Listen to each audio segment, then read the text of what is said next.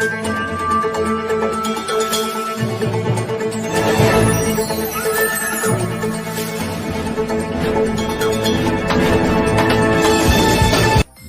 Updates के लिए और बेल आइकन को प्रेस।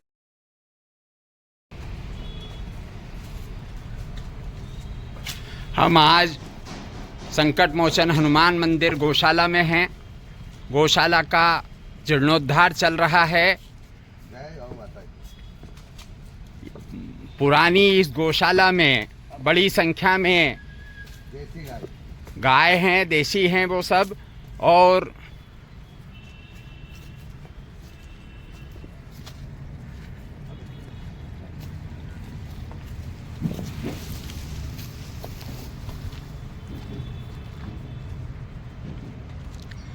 ये देखिए देसी गायें हैं, सब बड़ी संख्या में गायें हैं, बछड़े भी हैं, बच्चे भी हैं और गौ माताओं का पालन हो रहा है। शानदार गौशाला बनी हुई है, बहुत पुरानी गौशाला है और इस गौशाला में लोग आते हैं, मंदिर के दर्शन भी करते हैं और गऊ के दर्शन भी करते हैं, गौ सेवा भी करते हैं।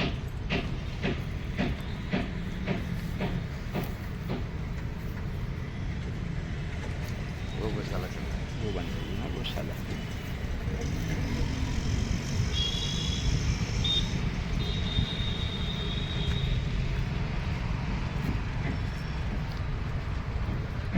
कितनी गायें हैं करीब यहाँ पे? यहाँ पर कम से कम देसी गौ माता 250 से 300 गौ माता है, देसी गाय माता है यहाँ पर। 250-300 गायें हैं, सब देसी हैं? सब देसी गाय माता है यहाँ पर, जर्सी नहीं रखी जर्सी। अच्छा, इसकी मतलब गायों की सेवा कैसे होती है? क्या भक्तों के द्वारा ही होती है कि आश्रम की तरफ से भी कुछ होता है? सब टोटल आश्रम गुरु महाराज की तरफ से होता है। गुरु महाराज की तरफ से भूसा चारा खाली चापड़ आता है। रोज़ यहाँ पर 20 कुंटल प्रतिदिन भूसा गाय माताओं को लगता है, इतनी गाय माता है। और ये खाद का क्या उपयोग होता है? खाद किसान ले जाते हैं यहाँ से, अपने खेतों में डालते हैं। उपजाऊ जमीन फसल ज़्यादा लेते हैं और जिसी को भी खाद चाहिए किसान को, वो यहाँ पर आकर संपर्क कर सकता है।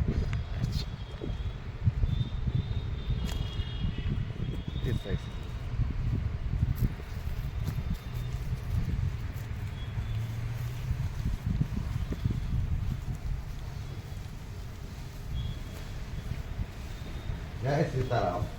जय सीताराम बाबा।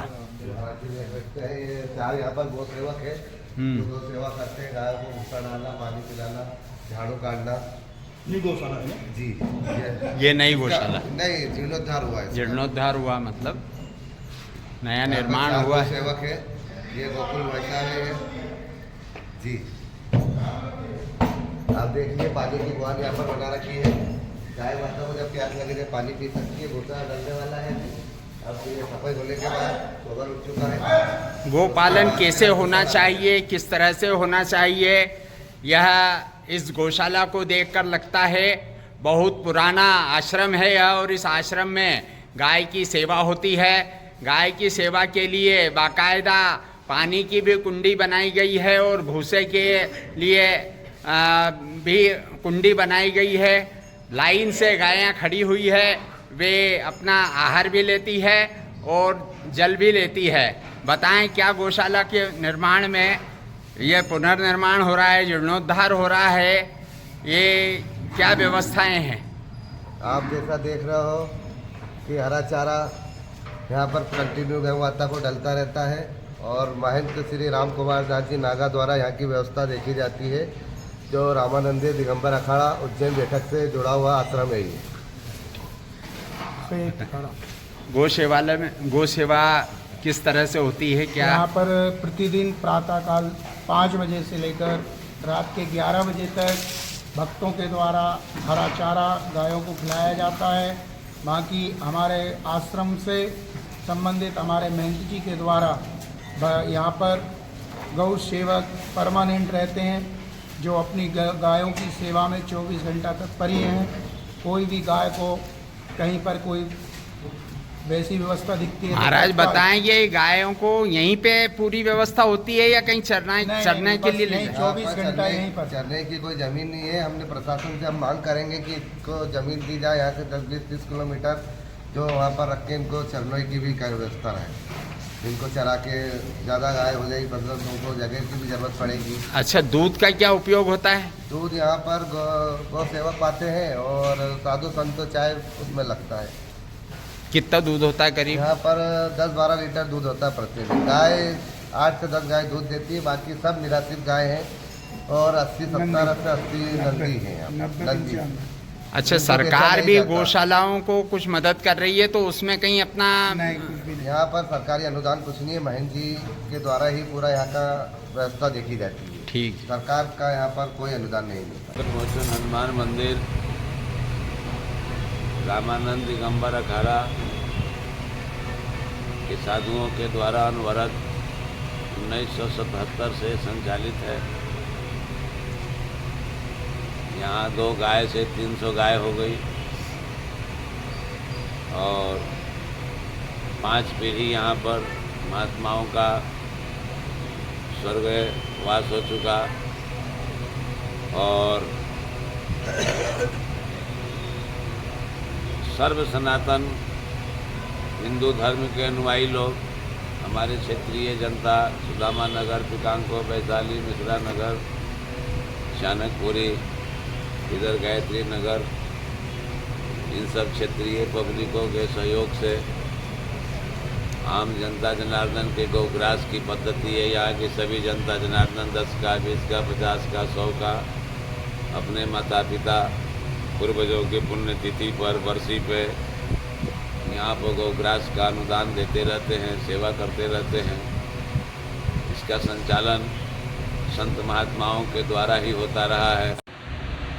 भूसा, घास, खल संस्था स्वयं वहन करती है। जनता जनार्दन 10, 20, 25, 50 का जो भी गौग्रास देना चाहता है, श्रद्धा अनुसार उन सब भक्तों का स्नेह के साथ डलता रहता है।